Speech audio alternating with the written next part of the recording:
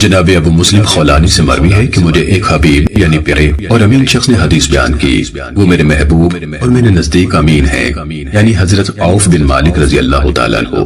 وہ بیان کرتے ہیں کہ ہم رسول اللہ صلی اللہ علیہ وسلم کی خدمت میں 7 یا 8 یا 9 افراد تھے، تو آپ نے فرمایا کیا تم اللہ کے رسول صلی اللہ علیہ وسلم سے بیعت نہیں کر لیتے؟ حالانکہ ابھی ہم تازہ بیعت کر چکے تھے۔ ہم نے کہا ہم بیعت کر چکے، مگر آپ نے اپنی بات 3 بار دہرائی تو ہم نے اپنے ہاتھ بڑھا دیے اور آپ سے بیعت کی۔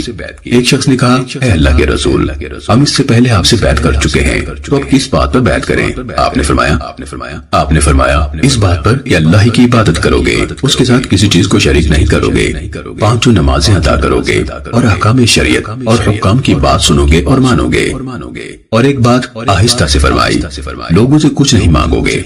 بیان کیا کہ پھر ان لوگوں کا حال یہ تھا کہ اگر کسی کی کوئی چھڑی بھی گر جاتی تو وہ کسی اور کو یہ کہتا تھا کہ اٹھا کر مجھے دے دو۔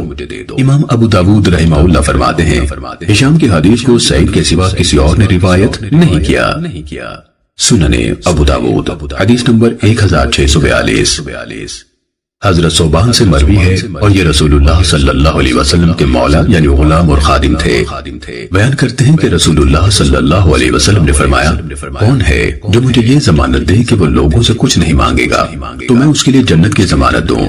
تو حضرت صوبان نے کہا میں، چنانچہ وہ کسی سے کچھ نہ مانگا کرتے تھے۔ سنن ابو داود حدیث نمبر 1643۔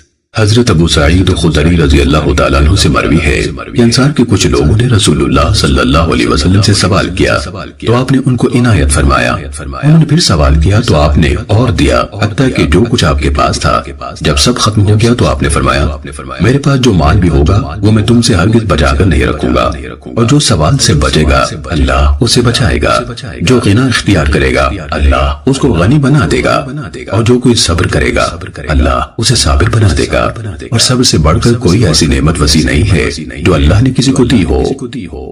سنن ابو داود حدیث نمبر 1644۔ حضرت عبداللہ بن مسعود رضی اللہ تعالیٰ عنہ سے روایت ہے رسول اللہ صلی اللہ علیہ وسلم نے فرمایا جسے انتہائی شدید حاجت آ پڑے اور اس نے اسے لوگوں پر پیش کر دیا تو اس کی وہ حاجت دور نہ ہوگی، اور جس نے اسے اللہ پر پیش کیا تو ان قریب اللہ تعالیٰ اسے بے پرواہ کر دے گا، یا تو جلد ہی موت آ جائے گی اور دنیا کے بکھیڑوں سے جان چھوٹ جائے گی، یا جلد ہی غنی ہو جائے گا اور کسی کی احتیاج نہ رہے گی۔